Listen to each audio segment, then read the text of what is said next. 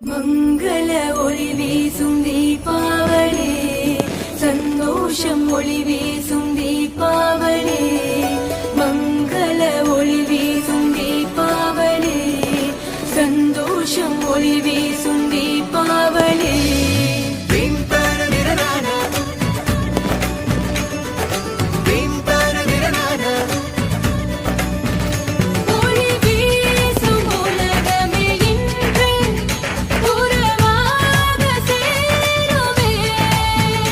ஒன்றாக அனைவரும் சேர்ந்து கொண்டாடும் தினமே, மனசெல்லாம் மத்தாப்பு, சொந்தங்களின் ஒரு சிரிப்பு, பலவிதமான புது இனிப்பு, ஒரு திருநாளில் இது சிறப்பு.